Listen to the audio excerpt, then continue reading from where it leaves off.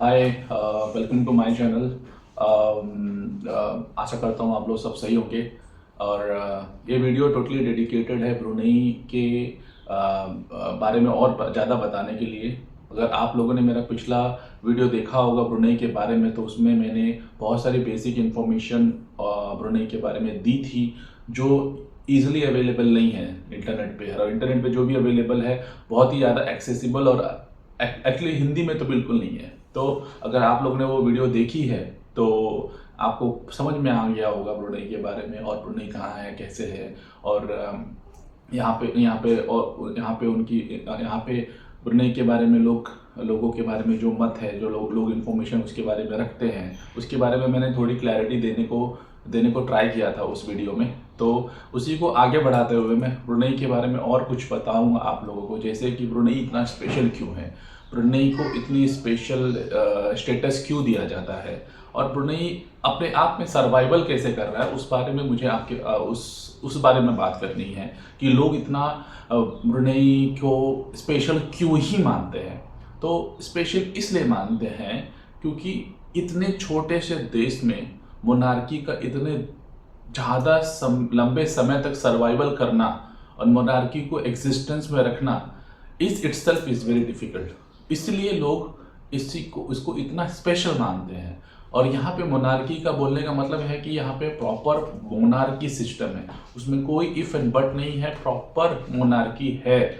और मोनार्की होने का मतलब ये नहीं है कि यहाँ पे मतलब एक राजा है, जैसे लंदन या यूके में आप जाओगे तो राजा हैं, किंग है, उनके प्रिंसेस, सारी व्यवस्था है। बट अपार्ट फ्रॉम दैट वहाँ पे अलग नियम भी है, जैसे प्राइम मिनिस्टर, प्रेसिडेंट, उनके इलेक्शंस होते हैं, अलग अलग चीज़ें भी होती हैं। तो वो कुछ मिक्स टाइप हो जाता है उसमें, जैसे कि राजा तो हैं ही हैं, बट उनके उसके अलावा उनके खुद के सिस्टम्स हैं, खुद के इलेक्शन प्रोसीजर्स हैं, खुद के जैसे इंडिया में होता है कि इलेक्शन करवा के अपने सीएम चुनो, अपने प्राइम मिनिस्टर को चुनो, अपने एमएलए चुनो, अपने गांव के सरपंच को चुनो। ये सब चीज व्यवस्था वहाँ पे भी है।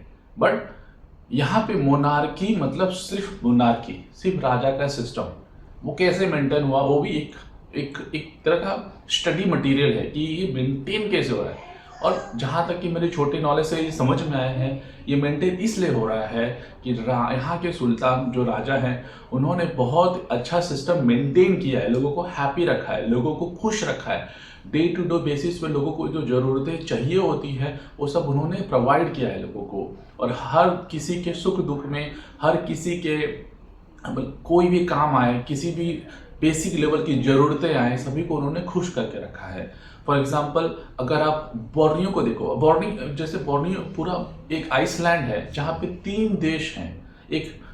अब अगर आप नीचे देखोगे बोर्नियो के, तो नीचे इंडोनेशिया है, उसके बीच में एक मलेशिया है, जो मलेशिया का ईस्टर्न पार्ट बोला जाता है, उसके ऊपर ब्रुनेई है।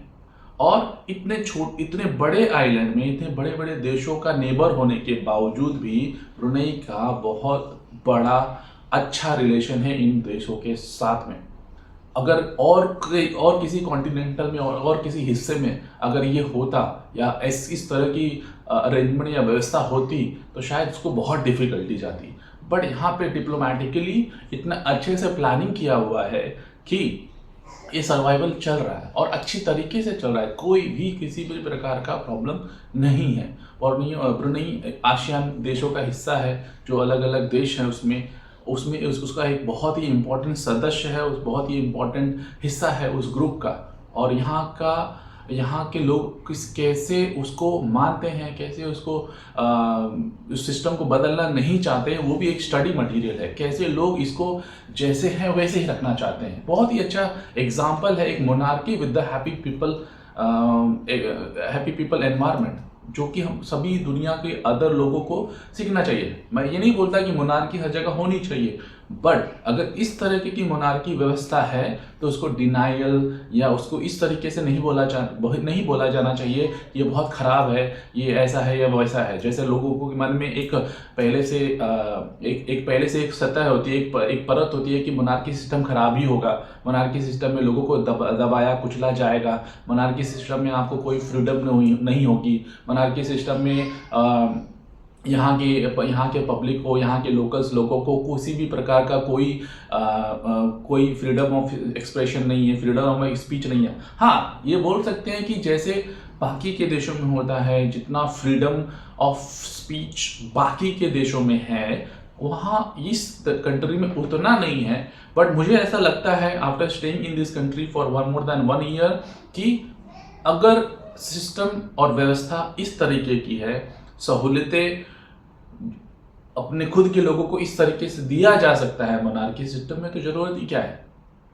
अल्टीमेट लाइफ का ग्रोथ क्या होगा, गोल क्या होता है कि लिव हैप्पीली, सब आपको हर प्रकार की सुविधा मिलनी चाहिए। हॉस्पिटल हो गया, रोड्स हो गए, एंटरटेनमेंट थिंग्स हो गए, किसी भी चीज़ों की कोई रुकावट नहीं। आप किसी भी कंट्री में जा सकते हो, किसी भी कंट्री में रह सकते हो, किसी भी कंट्री में काम कर सकते हो, कोई भी सोशल मीडिया प्लेटफॉर्म यूज़ कर सकते हो। मोस्ट इम्पॉर्टेंटली, जिस भी कंट्रीज़ में मोनार्की सिस्टम या उससे रिलेटेड कोई सिस्टम्स है, वहाँ पे सोशल मीडिया सबसे बड़ा पाबंदी वाला इंस्ट्रूमेंट होता है। बट इस कंट्री में वो सब कुछ भी नहीं है। हर प्लेटफॉर्म यहाँ पे इजीली अवेलेबल है, यहाँ तक कि टिकटॉक भी, जो इंडिया में बैन हो चुका है। तो अब सोचिए कितना डिफरेंट यहाँ का नियम कानून होगा और कैसे यहाँ पे मैनेजमेंट होगा और किस तरीके से यहाँ पे लोगों को मैनेज किया जाता है। तो पॉलिटिकली भाई विन विन है। पॉलिटिकली बोल सकते हैं कि यहाँ पे किसी भी प्रकार का कोई भी इश्यूज नहीं है।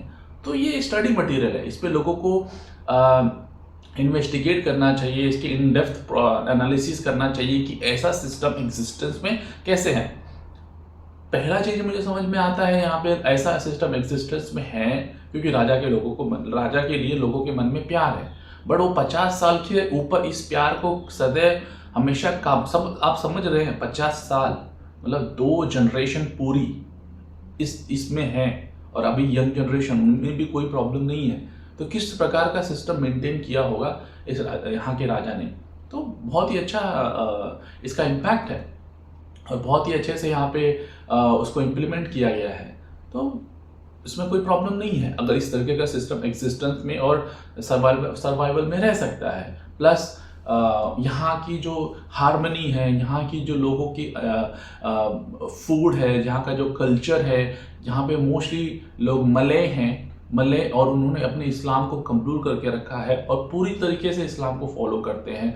मले ट्रेडिशन और उसके साथ इस्लाम ट्रेडिशन को कैसे मिला के चलाया जाए, उसको कैसे और बढ़िया किया जाए, उसको कैसे और बढ़िया तरीके से इम्प्लीमेंट करके लोगों तक पहुंचाया जाए, वो बहुत ही अच्छे से अवेलेबल है, बहुत ही अच्छे से उसको अरेंज किया गया है। तो वो भी एक बहुत बड़ा अचीवमेंट है इस देश के लोगों के लिए। प्लस हाँ, यहाँ के लोगों का एक इनके पास बेनिफिट है कि यहाँ पे लोगों का पॉपुलेशन बहुत ज़्यादा ही कम है। तो हो सकता है कि उस वजह से लोगों में अवेयरनेस ज़्यादा है, बट मुझे ऐसा नहीं लगता। ऐसे बहुत सारे कंट्रीज और भी हैं जहाँ पे पॉपुलेशन बहुत कम है, बहुत ज़्यादा ही कम है, समझ लीजिए इस देश के बराबर ही होगी। बट वहाँ की जो अरेंजमेंट है, जो वहाँ की व्यवस्था है, वो इस तरीके की नहीं है। तो और कुछ नहीं कर सकते इसमें। यहाँ के राजा इतने ज़्यादा नोन हैं। एक बात मुझे समझ में आती है कि शायद इसका डायरेक्ट रिलेशन है यहाँ के लोगों का बहुत ज़्यादा एजुकेशन में इन्वॉल्व होना। यहाँ के लोग बहुत ही ज़्यादा एजुकेशनली अवेयर हैं, सबको इंग्लिश आती है, सबको हर भाषा एक्चुअली देखा जाए तो उनको बहुत स्टैंडर्ड ऑफ एजुकेशन प्रोवाइड किया जाता है जो कि फ्री है।